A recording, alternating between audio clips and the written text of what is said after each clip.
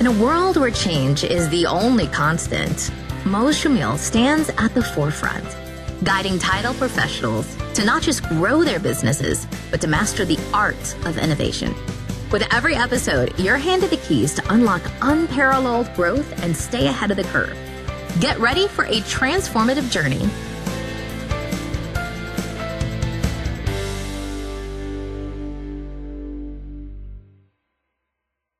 Hello, everyone, and welcome to the Total Agents podcast. Today, we're stepping outside the office and into the world of health and fitness to kick off this wonderful 2025 with a bang.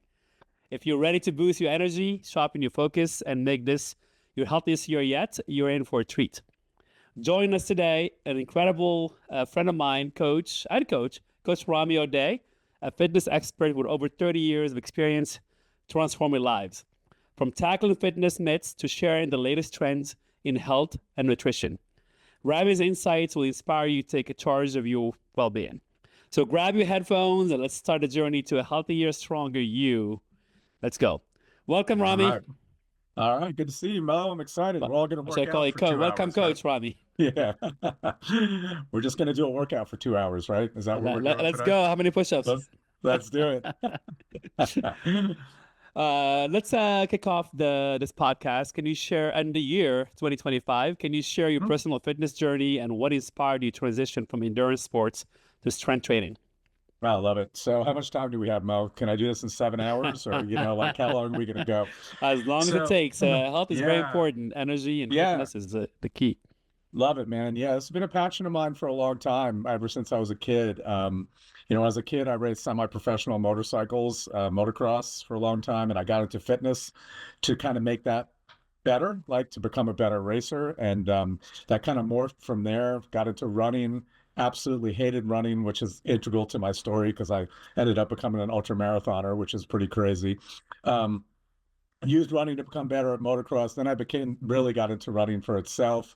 Then I got into triathlon, did that kind of stuff for almost 30 years. So I did motocross for about 15 years, realized I couldn't make a living at it, and moved on from that. And then ended up going to college, to graduate school, trained the whole time, was doing triathlons, pretty big amount of them. I did them all the time. And I did that for about 15 years as well. So my journey kind of stayed in the endurance world for a long time. And I really loved it. I got burnt out on triathlon in the 2005, 2007. I don't know why. I'd only done about 250 of them. So why on earth could I have gotten burnt out, right? So I ended up, I did a lot of short races, did some half Ironmans, did an Ironman. And again, absolutely loved it while I was doing it. It really fit what I needed at the time, which was kind of getting away. And I got into kind of off-road running at that point. So I really kind of wanted to get away from the roads. I wasn't into biking in busy Atlanta anymore. And we've got beautiful trail systems here. And I got into that. And of course, once I realized you could hike off-road, then I got into running off-road. And then I realized there was a whole world around that as well, which I didn't know anything about at the time. So found out you can run half marathons and then eventually pass the marathon distance, which I didn't even know existed back then, which is an ultra marathon. So got into that and ironically did that for 15 years. So I did a ton of those, worked my way up to the 100-mile distance. Wow. Ended up, doing, I did one 100-miler, promised my wife when I was done I would never do it again. Ran for 27 hours straight and finished that, felt good about it. And then, probably around 2021, again, I have sort of this 15-year life of my athletic pursuits. And so right around 15 years of doing that, kind of got burnt out. Always loved weightlifting. I'd always lifted weights, but never really focused on it. And I decided to really do something that I'd always wanted to do, which was transform my body. I've always wanted to have a bodybuilder's build, but I also wanted to do marathons. They don't fit, right? Like there's not many, you see guys crossing the finish line of marathon, they don't look like a bodybuilder, right? So I didn't give up on cardio. I just changed it to just hiking and stuff like that. And then really focused on bodybuilding. And I did that to be in the best shape of my life on my 60th birthday. So I started training really hard on my 59th birthday. And on my 60th birthday, I did a professional photo shoot, gained about 20 pounds of muscle in 1 year, ended up doing a photo shoot, got my body fat down in the single digits, and kind Wow. of proved that it could be done, right? Just And a really six did pack, right? yeah, I had a six That's pack. Yeah. I don't know. Do the photos show up on here? Let's see. There you go. we'll So, share. We'll share pictures yeah, and sure, your for link sure. and So somehow show I notes. always have that picture ready, Mo, right? Like my wife is like, Very it's on motivating. everything. Yeah, it's on everything. But that's my 60th birthday. So from there, it kind of just organically happened, right? So kind of we realize this in life, right? Like you do something that you love and you inspire yourself, and all of a sudden other people got inspired. And we're both in this tribe called GoBundance. I had a lot of clients in there that I was coaching, and they were all like, "Hey, we would love if you did," because I was doing kind of general coaching, weight loss, that type of thing. Yeah. And they were like, "We'd love to do a transformation." So I did the first group of guys and gals in 2023 and had about 15 people started and only 3 finished. Shows you how hard it is to do a year of training, from January 1st all the way to the end. And then I did it again last year, and you've been a part of this for a couple of years now. That's You did it incredible. Yeah. last year. Yeah, super fun. We had 27 guys start last year and actually 24 finished. So 24 guys. You didn't get to go on stage because you went to a Tony Robbins event, but it's okay. You're going to do it this year. So, I got to so pass. yeah, you got to pass because you were going to Tony Robbins. So that's kind of, that's my 35-year journey really quick, but that's how I've ended up in this transformational world. It was something I wanted to do and show it could be done at 60 years old. And just so you know, I love accountability, as you do too. I'm going to throw it out to anybody who's listening that I'm actually going to do a full-on bodybuilding show at age 62 this year. Wow. So I've already signed up. I've already hired my coach, and May 31st of this year. So you better be there to throw tomatoes at me while I'm on I'm stage. So holding you accountable back you at you. better, man. May 31st. Write that date down, brother. Yeah. So that's it. That's my journey. That's how we ended up here today. So, how has your dual background in industrial psychology and exercise physiology influenced your approach to coaching clients? Awesome. That's the first time I've had that question, Mo, and I've done a lot of podcasts. Way to go, brother. It's funny. I think I use my psychology degree more than my physiology degree. So I originally went to graduate school for industrial organizational psych. I wanted to basically start my own kind of industrial psychology consulting firm was my goal. I worked in corporate America for a total of 3.5 years. As you know, I'm unemployable, just like every other GoPro. So couldn't handle it, went back to graduate school for what I love, which is exercise science. And I've been doing that ever since. And I will tell you that, as you know, it's not knowledge that people are missing. It's accountability, motivation, and mindset. And that's where the psychology really comes in. So that blend of having that mixed, kind of educational background was super important. And in having a successful, I owned a gym for 20 years. I have been a personal trainer for 32 years. I've been a coach now, virtual coach since COVID started, like every other coach in the world. Do everything on Zoom like this. And it's been incredibly powerful because I tell people all the time, especially my kids, right? They have more access to knowledge than any generation in history, right? There isn't anything you can't look up now. I mean, you're not quite as old as me, but you probably remember encyclopedias, right? We used to have to look shit up or go to the library and, and do all that stuff. And you can just have it all on your phone right now. But how you use that knowledge, that's where a coach comes in. And that's where the psychology really, really comes in handy. Yeah. Yeah. Awesome. Yeah. What are some common challenges people face when starting a fitness journey, and how do you advise overcoming them? I think the biggest challenge, and you probably know this as one of my clients, is determining your why, right? I talk about this a lot with new people, that they all come to me for the how, right? Everybody is like, how do I do this? How do I, eat the right amount of food? How much food do I eat? How much exercise do I do? And again, that's all out there. The thing that people can't determine is the why behind it. What is the real reason you want to get in shape? For me, like doing that transformation challenge, I had my whole life wanted to have a bodybuilder's physique. It had been something ingrained in me since I picked up my first muscle and fitness when I was 12 years old, right? Looking at Arnold Schwarzenegger and all the old heroes. And it's always been there. And I've never fully given myself to that. I've always tried to do everything, which you can't do everything and be successful at any one thing, right? And so the biggest challenge I find is that without that powerful why, most people last about 3 months with an exercise program. They start out, 2 weeks from now, January 1st. This year it'll be January 6th because that's the Monday, right? Nobody will start on a Wednesday. And, they start out and they do great and they crush it and they're trying to get 8 hours sleep and they're working out every day. And then after about 8 weeks, they quit. And the reason is they don't have a powerful reason to get out of bed, And then I hate the gym for the January. It's the worst time to go to the gym. It's so packed. It's the worst. But in 3-4 weeks, then it empties up in February. Yeah, and it's all the same people you saw in July. They're all back there, right? Yeah. So I try to really drive into that to people. And when I see people struggling, like if they're doing good and they back off, we go back to that. Like, what is your why? Maybe your why has changed, right? Your why when you're 18 years old, like, let's be transparent. The 18-year-old guy, it's looking good at the beach and meeting girls, right? Yeah. When you're 62, married, 2 grown kids, like for me, it's like functional. Yes, I want to look good. I still want to look good, but that is not the biggest driver. It's feeling good and being healthy and hopefully being around for my grandkids. And these are powerful reasons that when that alarm goes off, and you don't want to go to the gym at 5:30 in the morning, you have that reason. And that's the biggest thing. The other thing I see people doing, and I see this in GoBundance more than anything, is the shiny lures.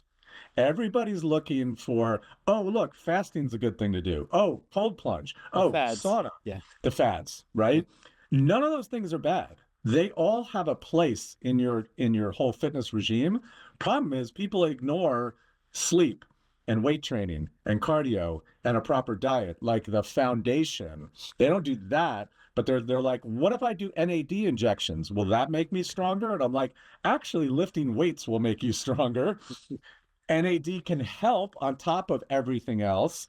But, I just had a new client, literally this happened yesterday.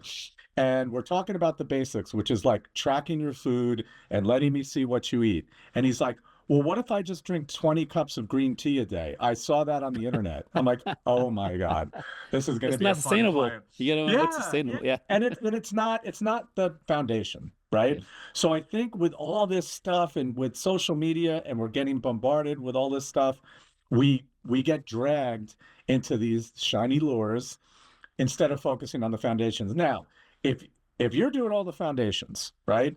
And Mo, I know you do, like you follow what I tell you to do. You're doing the workouts no matter what. You're following the diet. And then do what I'm told. Hey, do what you're told, right? Yeah. But then like you say, hey, I went to the doctor and my vitamin D is low. Great. Let's get your vitamin D up. That's not going to change you specifically, but it's important to do it, right? But if you didn't do everything else and you just took vitamin D, you would just have a higher vitamin D level. You know what I mean? So I think that's probably one of the biggest problems I see, that people don't want to do the boring stuff. It's so much noise. It's funny, like the chat groups, the chat groups you and I are in, my God. And all the I just try to mute it because everybody's talking about what's the latest, whatever. But focus on the macros, focus on the foundation, nutrition, working out, and sleep. And you see me, I'll say that every single time, right? And I'll absolutely. say, you guys are so focused on the type of protein powder you're eating versus actually working out. Like, why are you doing this? It is frustrating to me. It's hard for me to leave that group because I want to help, but sometimes I have to turn it off, Absolutely. I can't You've emphasized the role of accountability in achieving fitness goals. Can you elaborate on strategies to maintain accountability, especially for busy professionals? Yeah. Well, that's the good news about technology, is that there are so many ways to stay accountable with all the apps and all the scheduling and all the calendars and everything you can put in. AI is only going to make that better, right? The AIs are going to remind you to get up and remind you to work out and all that. Now, I don't know how accountable I'm going to feel to an AI versus an actual human, right? I feel really bad when I talk to my coach. I don't know Will the AI make me feel guilty? They'll probably be that good within 5 years, So right? I named I named my GPT, so now Yeah. it's actual person in a way. Oh, good. So now you feel like you have to be accountable to your chat GPT. Yes, her name is What's Zena. its name? Her What? name is Zena. The Xena. name of my old dog. So I just call Oh, like I love Zena, it. and she picks up and starts talking to me. I'm like, I love it. It's like my car. She has an Irish accent. She yells at me when I'm driving too fast. So I think, and that's funny because, one of the things I do is I sell and I invest in fitness franchises, right? So, and a lot of people are like, well, what makes you guys different? And there's a lot of things that makes our franchise different. But I say, one of the biggest things we sell is accountability, meaning that you join a gym, it's $30 a month. They sign up all their clients in January, and 60% of those clients don't make it past March. But guess what? Most of them pay for a whole year because it's not worth it for them to shut it off for $30 a month, right? yeah, At our gyms, if you don't show up, we text you, we call you, we get you in. That is that's a awesome. really powerful thing. Yeah, because we What's the name of want your people. gym? It's called Alloy Personal Training. Got it. Yeah, and it's a fantastic franchise. We're all over the United States now, and so I'm invested in them, and I also sell them. And I say, look, we have the best training, we have a great environment, we have a really good model, and all that is important. But what's really important is that you actually get there, right? So we charge enough money that it's worth it, right? And that's really, as a coach. Yes, I'm going to provide you with a lot of knowledge. I'm also going to dilute down all that crappy noise out there to what really matters. But I'm also going to make sure you get on a call with me and we make sure you did what you said you were going to do. Right. So accountability to me, and look, people they'll go, wait, you have a coach? Like, you know all this stuff. And I'm like, I need accountability just as much as you guys do. Yeah. That's why I just announced I'm doing this bodybuilding thing. Yeah. I want people to ask me about it, Yeah. And I I'm look forward coach. to our Monday night calls just for even a lot of stuff you say I know already, but just kind of being there, it's got that repetition, being Yep. around all the guys. It's incredible, kind of just to that accountability, being part of a community in a way. Well, one of the things I love about the Monday night call is the feedback when people talk about solutions that they have, because I can give only so much as one person, but if I have 20 guys, you're going to have a guy say something, you're going to go, wow, that's a great idea, right? That applies to my life. This is what I do when I travel. This is what I do when the kids stay up late, whatever it is, and that interaction. So you take just a one-on-one coaching and then you multiply it into the group. And I think that's why the group was so successful. And this is why you're doing it again, right? So we're throwing you back in. I want to look like you when I grow up. Wait till May, man. I hope so. That's awesome. Let's shift gears to for title professionals and entrepreneurs with demanding schedules. What practical tips do you recommend for integrating health and fitness into their daily routines? Okay. This is probably one of the number one kind of pushbacks I get from people, that I have no time, right? I'm too busy. I have 3 little kids. I travel. I work 60 hours a week. I'm a mom of 5 kids, whatever it is, right? There's always an excuse. First of all, if your why is powerful enough, none of that will matter. You will make it happen. Yeah, it won't matter. I remember I went to my first ultra marathon I ever did. The guy that was running the race polled the audience the night before the race, and he said, how many people here think they can run 31 miles? Because that was the distance of the race. Okay. Everybody raised their hand. Right. And he said, how many people think you can run 50? Half the people. And then he kept going till he got to 300 miles or something crazy. And no one raised their hand. And he said, okay, now I'm going to rephrase the question. I've taken your family and I'm holding them hostage, and I'm going to torture them and kill them unless you run 300 miles. How many people can run 300 miles? Everybody raised their hand. In a very powerful, yeah. Very powerful way to look at, if the why is big enough, you can do it. So that's the first thing you have to do. And then, and this is a huge mistake people will make 2 weeks from now, is people bite off way more than they can chew, right?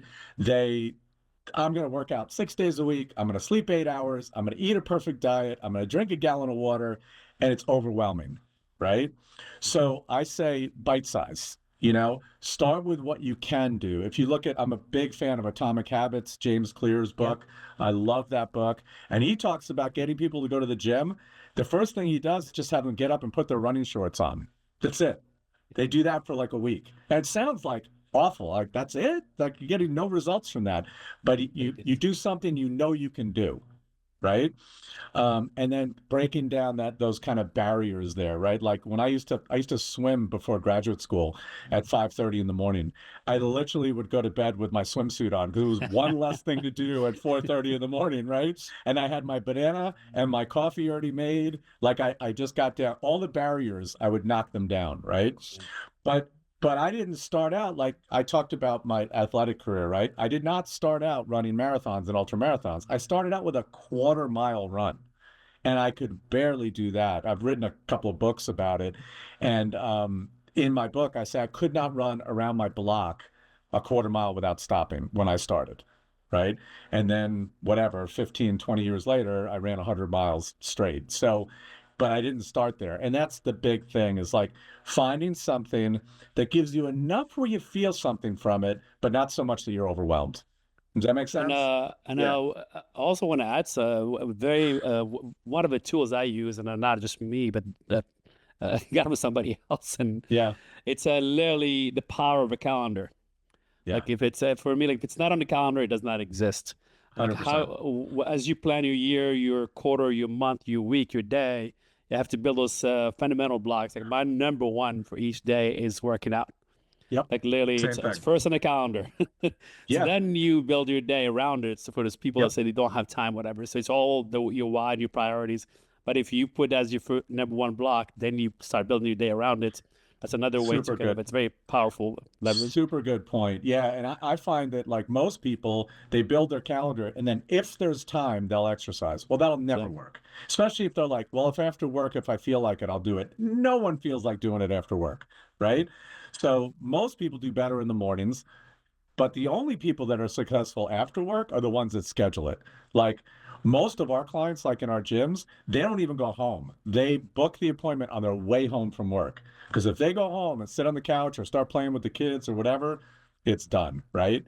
And so that's a really important point. And we do that. And now with all the apps and everything that reminds you, there's no excuse, you know? yeah. Yeah. Let's shift gears to nutrition fundamentals. Sure. What fundamental nutritional principles should individuals focus on to support their fitness objectives and overall well-being? First of all, it depends on your goals, right? So, if you come to me and you're 380 pounds and you're looking at bariatric surgery, I'm going to treat you very differently than a 105-pound female who's looking to gain weight, right? So there's there's different. You're training for your first marathon versus your first bodybuilding show. Very different goals. And, but the majority, 80% of people that come to me want to lose body fat and hopefully want to keep their muscle, right? That's kind of their goal. First thing I have people do is awareness, right? And accountability, which is logging your food. So, there's great Is it apps. Fitness Pal, or is Yeah, that the My best Fitness one? Pal is my favorite one. That's the It one I links use. right to, I have an app that I use and it links to my app, which is phenomenal. As a coach, I can see all your food right in front of me when we do a call. It's very easy to use. It has a great memory. It's really cool because it learns you, especially now with AI. So I eat the same foods almost every day. So I just plug in those foods for a week and I don't even have to do anything now, right? And then whatever different things I do. So the first thing is accountability and awareness of what am I eating? Nobody knows. They think they're doing good. I use the example of had a client who said, well, I start my day with a latte, full fat latte, and a bran muffin at Starbucks. That's healthy, right? So I did the math. It was over 1,000 calories Whoa. just for a coffee and a latte because it was full fat, whole milk, and their bran muffins are 650 calories. Wow, it's a lot of calories for one. But this person didn't think they were doing something. They thought they were doing something healthy, but they were gaining weight, right? That was their first meal. This was a small female who her total calories for the day were 1,200 to 1,500. She's eating 1,000 at breakfast, right? So we just changed that to a non-fat latte and an egg white bite, which is 150 calories. And Those are delicious. The They're Starbucks. amazing. We're doing a Starbucks commercial here. I love it. But that awareness is super important. And then I tell people the most important macronutrient that you need to focus on is protein. So if you do nothing else, That was the best thing I learned from you. Like literally, it's focus on amazing. protein. Yeah. Yep. And you focus on your protein first, especially when you're trying to lose weight. So, set a goal. Different people will tell you different things. I do somewhere around a gram of protein per pound of body weight. If you're overweight, it's going to be less. So we'll go by lean mass. That takes a coach to calculate that for you. But as long as you're getting, somewhere around 3/4 to 1 gram per pound. So if you weigh 200 pounds, 175 grams, a lot of protein for most people, right? It's a lot. Yeah, it's very hard to get to that. But the good news is it's low in calories and it fills you up. And it builds muscle and it doesn't make you crave more food. I always tell people, how many times have you eaten a plain chicken breast and been like, God, I can't wait to have another chicken breast? But get some potato chips or a bagel or, cookies or candy and you're off to the races, right? So protein first. And then there's tons of apps, there's tons of things online to figure out what is my caloric intake. A lot of people, getting back to what we talked about before, people focus on all these fad diets, right? There's nothing wrong with them. They all have a place, keto or carnivore or vegan or all these kind of specialty diets. What really matters is calories. And people hate hearing that. They hate hearing it. They want a magical. My brother, my whole family at Thanksgiving had this massive argument with me that if I just don't eat carbohydrates, I can eat as much as I want. I said, really? You can eat 8,000 calories of bacon and ribeyes and you won't gain weight. And they said, yes. I said, you're all just messed in the head. I can't believe you're my family, But the point is, yes, the good thing about low carbohydrate diets is they're so high in protein that you're full, right? But calories matter. And so tracking your calories. So what I would tell somebody, even if they work coaching with me, they'd be like, what's your quick advice? I would say, get MyFitnessPal, track your food for a week and become aware of what you're eating. Then go in, and the calculator in MyFitnessPal is not bad at all. It'll give you pretty close to what you need.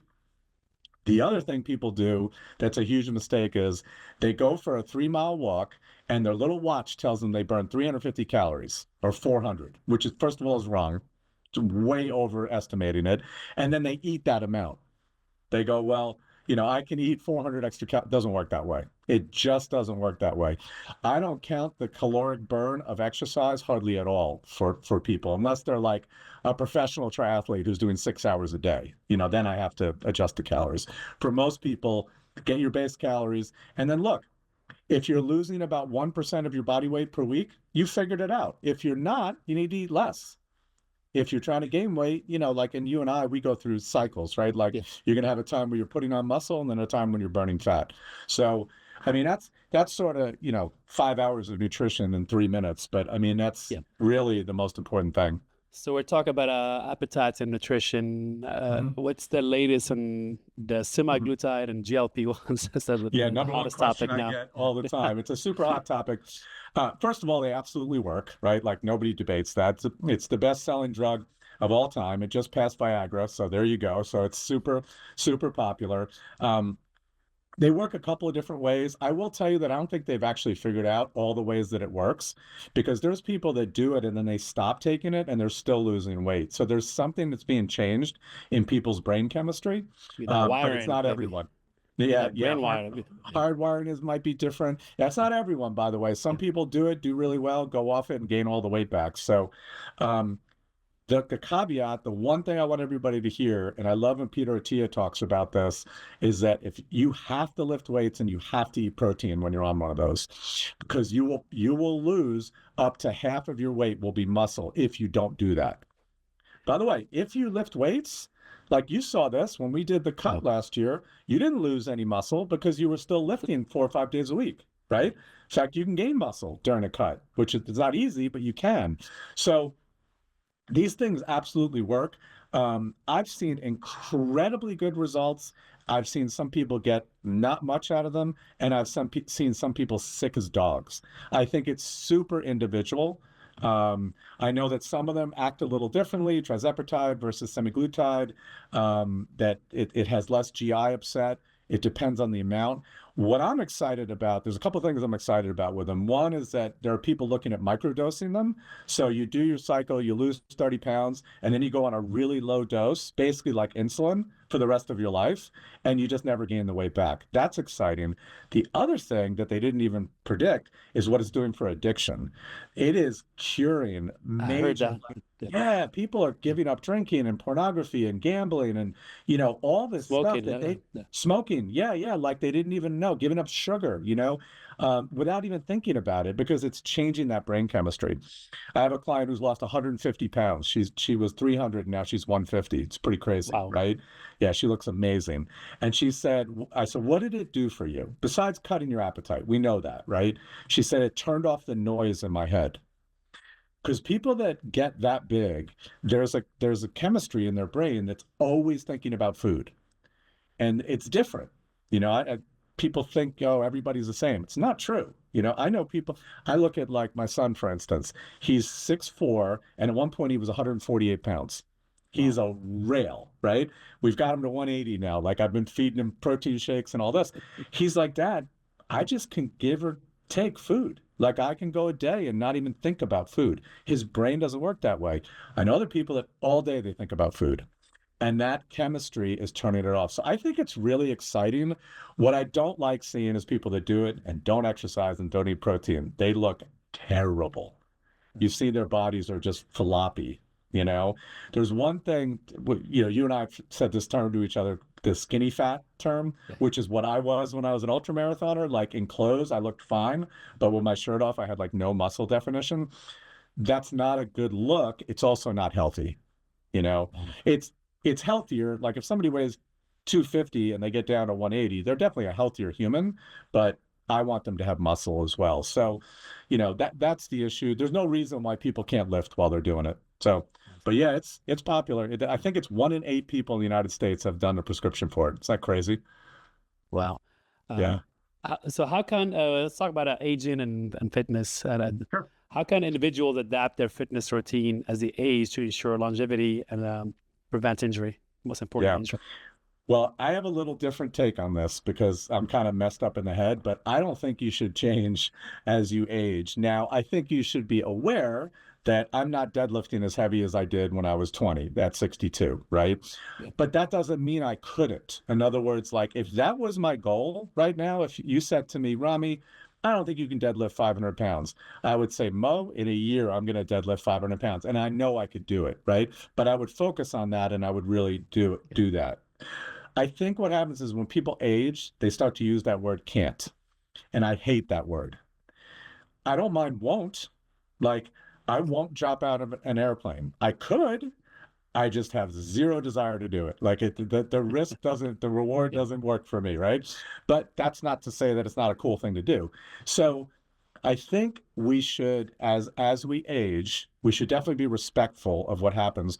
The thing I've seen change most in my body from I started lifting weights when I was 15 and I'm 62 and I still lift 5 days a week is how long it takes me to warm up. I used to literally get out of my car, go right in the gym and start bench pressing and never have a problem, right? Now I go in the sauna for 10 or 15 minutes. I do like 5 warm-up sets, super light, and then I'm totally fine. If I go to a GoBro event and everybody jumps in the gym and they don't warm up, right? And a bunch of alpha guys, 20-year-olds and 30-year-olds, bunch of 20-year-olds, and they're like, Coach Rami, let's see what you got. I'll fall into it, and that's when I get hurt. So I say to people, really focus on your mobility and your warm up as you age, but don't let age hold you back. I am physically in better shape now than I was when I was 25, by far. I can lift more, I can do more. I'm definitely not as mobile, right? There's no doubt about that, but I don't work on it enough. That's, accountability. I definitely should work on that more. But I think that there's that limiting beliefs that people have, right? And they start to say, well, how old are you now, Mo? 55. 55. You don't look 55, first of all, and I don't think you have that at all. I've never heard you say can't. I feel better, better shape and strength and the energy than in my 20s. Yeah. And I like we talked about this before the podcast started, that you're going to be traveling a lot, as you always do. Yeah. And I hate when guys say, well, I can't work out when I'm on the road. I say, yes, you can. You're just choosing not to. It's not easy, but none of this is easy, So I think, progressing, I think what happens as we get older, we start to neglect the weight training and we work more on walking or biking or swimming. The weight training becomes more and more important as we age, not less. We did it when we were younger because we looked good, right?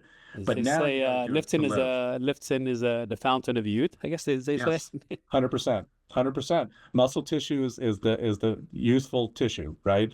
It's good for diabetes. It's good for fat loss. It's good, it makes you look better, makes you feel better. It's great for your hormones.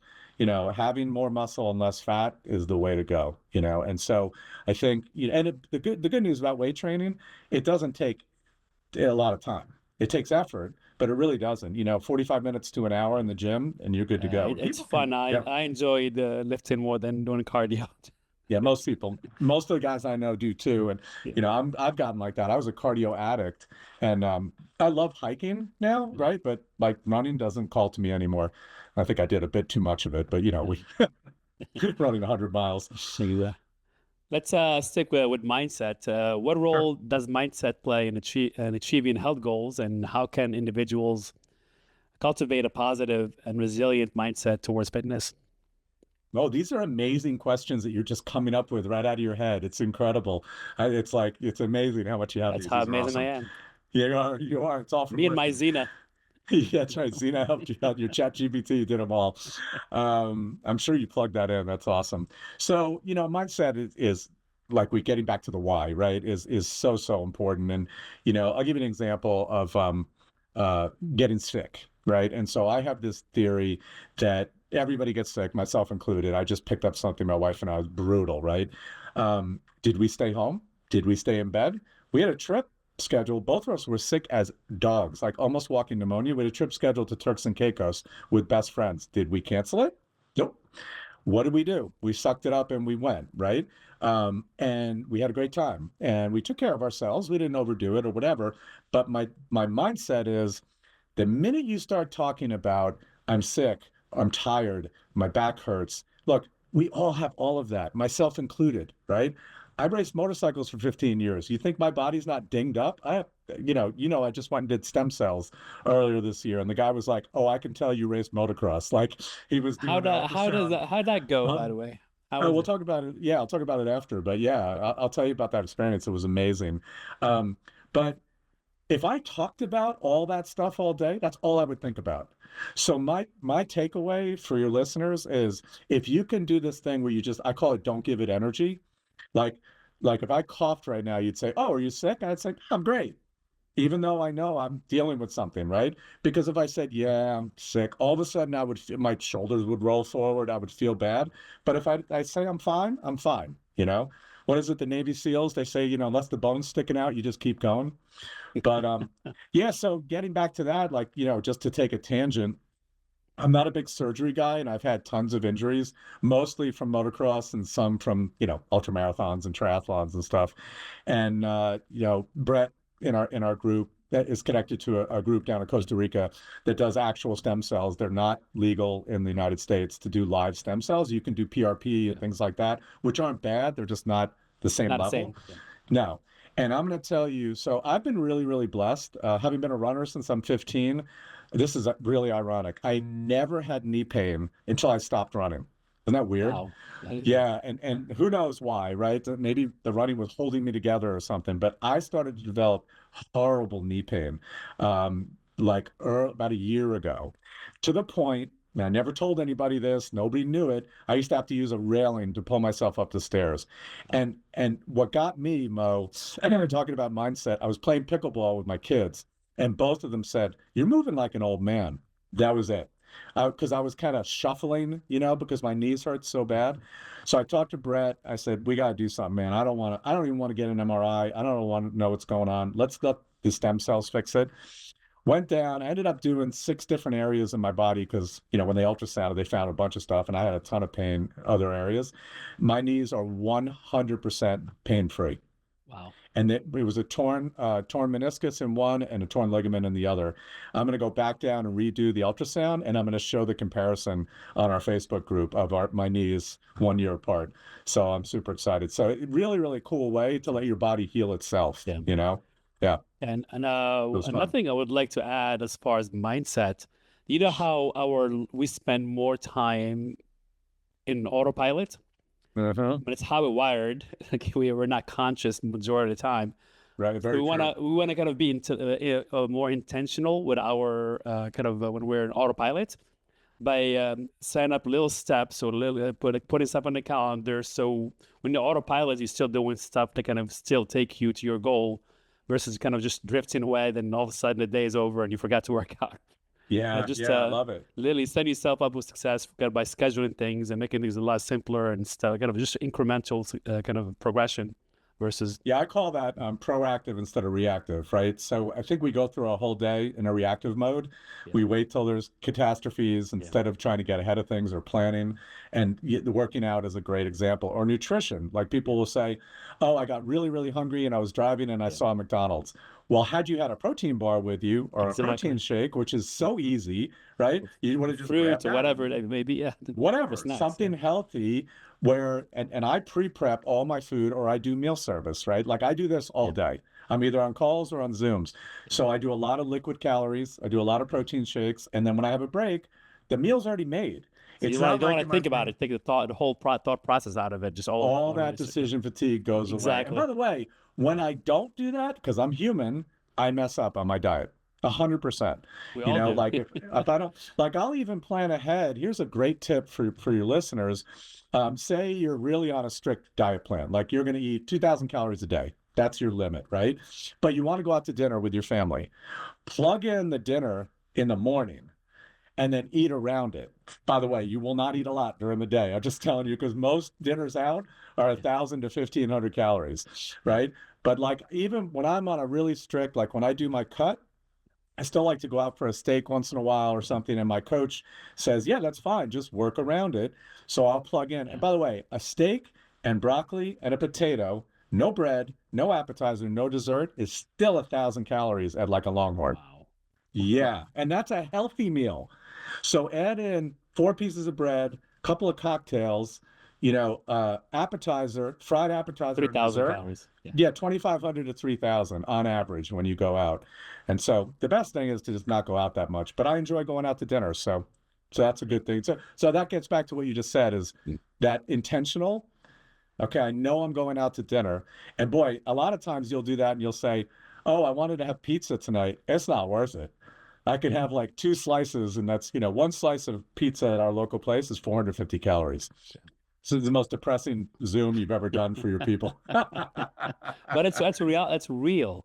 It's real. We kind of like it's as long as you just kind of take it's real, then you work around it. I think wrong with it, a pizza or 2 pizza or 10, whatever it is.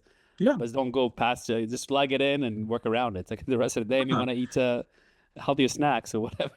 Yeah, like we've got this new group, right? We got 11 or 12 new guys coming in, and a lot of them are like, well, what's the diet going to be? What's the food? I'm like, whatever you want. I said, it's called flexible dieting. You just got to stick to my macros and stick to the calories. And you can have a slice of pizza. You can have some M&Ms as long as you can. Now, can you have 10 M&Ms? Most people can't, right?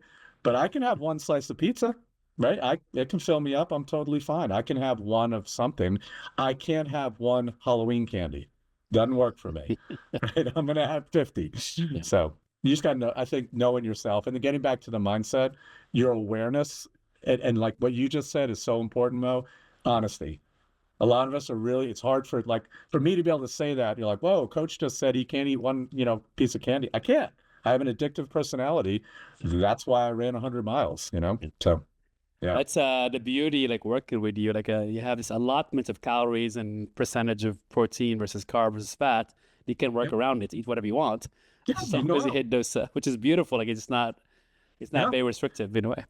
Yeah, some people were like, what about fasting? I'm like, well, I mean, it's hard to get all your protein in if you're only eating in a 6-hour window. But if it helps you, especially when we're cutting, right? Yeah. When we're in that, which means we're in a caloric deficit, no problem with fasting, because eating in 8 hours, if you only have 1,400 calories, heck of a lot easier. Yeah. Remember at the end when you started to get dizzy and I was like, oh, you need to drink some water. Yeah, you need to drink some water, brother. You need some electrolytes. So I told you that was coming, but yeah. Cool. So we're getting close to the end here. Do you have a favorite quote? That's a great question. I'll tell you a little story that I love telling people. And it has a quote in it. So even better. There was an author, person who wrote Catch-22, and he had written his book, Great movie. Joseph Heller, great movie. And he had written his book and it got published, and he was at a party in Manhattan at a hedge fund manager's house. And somebody said to him, does it bother you that in your whole lifetime of your book, you'll make less money than this guy makes in one day? And he looked at the guy and he said, I have the one thing that guy will never have. I have enough. That's I awesome. love that story because I think all of us, and especially the world that you and I are in this mastermind that we're in, we never feel like we have enough. And enough doesn't just mean money. It can mean fitness. It can mean how lean you are. It can mean, and that being aware of what we have right now, this is enough, right? We're healthy. We're having a great Beautiful. conversation, right? It's enough. But we have to remind ourselves every day, don't we? Absolutely. How about a favorite book? That's my favorite recently is Atomic Habits. Atomic Habits. And the other one that I read twice last year is The Comfort Crisis. Comfort Crisis. I haven't read that one. Oh, it's great. And he's written another one called The Scarcity Brain. It's down here on my room. I just read it. The Comfort Crisis speaks my language. It's about how we are addicted to comfort in our society. And that's one of the reasons we have the highest depression rate, highest anxiety rate. If we would embrace discomfort more often, seeking to do hard things. That's what our friend Clay does in our group, right? Do hard things on purpose. We would all be happier. How much, like, I have a friend who says, I've never regretted a workout, right? But he's regretted 1,000 times waking up and hitting the snooze button. You get up, it's the hard thing is to go do the workout. You always feel better, so that's why I love The Comfort Crisis. And I love Holiday's books too. So he's really, really good. So a lot of his stuff. Yeah. Yeah. So, what final piece of advice would you offer to our listeners aiming to prioritize their health in the coming year? And for me, it's number one, by the way. Like that, my number one goal for priority is health. I love it. I love it. Yeah, and I think a lot of us don't do that. We say it, we give it lip service, but we really don't do it. It is mine as well. Without it, we have nothing. I mean, I just got, I mean, this is as sick as I've been in 30 years was the last couple of weeks, right? And they say a healthy man has 1,000 goals and an unhealthy man has one. And that goal is to be healthy again, right? So, there's a quote for you. I'm glad we were thinking. You're full of wisdom. Well, another one is, men and women give up all of their health to achieve wealth. And at the end of their life would give back all of their wealth to get their health, right? And so I'd rather have, wealth is good, right? But I'd rather have my health as well. And so my advice to people, this is going to sound self-serving, but find a coach. And it doesn't have to be somebody you pay for. Just find an accountability partner, someone who you really trust, who you have to report to, whether that's once a week or every morning or once a month or whatever it is, and make accountability moments with that person. I believe in paying for a coach because if you pay, you'll pay more attention. But if you can't afford it, you really truly can't do it, then find a friend, find someone that cares about you and is going to hold you accountable. I just had a call with a guy. He's a friend of a friend. He's completely broke, lost his job. There's no way he can afford what I do. And I still set up an accountability meeting with him for a month from now. And he was so thankful. And I said, look, all you're going to do is just text me and I'm going to text you back. And you're going to say whether you did what I told you to do or not. But the fact that I did that, I care about him and it's going to help him, and whether that changes his life or not. So find somebody. That would be my goal. And in keeping with that, I always offer a free coaching session on every podcast I'm on. So if any of your listeners want to just do a half-hour session with me. Not going to try to sell you anything. I'll just help you out. CoachRami.com. Just put your information and just say you saw me on Mo's podcast. And I'm offering that to everybody. That's awesome. Well, that's a wrap. That's a wrap on this empowering episode of the Talent Agents podcast. A huge thank you to Coach Rami for sharing his wisdom and practical tips to help us all crush our health goals in 25. Let's go. Remember, getting in shape it's not just about looking good. It's about feeling your best, boosting your energy and setting yourself up for success in every area of your life.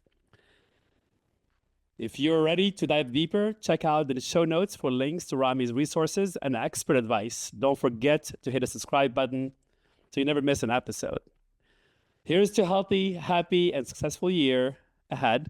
Keep striving, stay strong, and we'll see you next time. Thank you, Coach. Thank you. Happy holidays, everybody.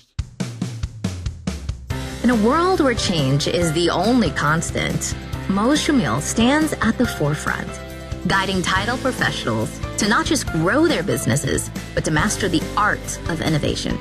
With every episode, you're handed the keys to unlock unparalleled growth and stay ahead of the curve. Get ready for a transformative journey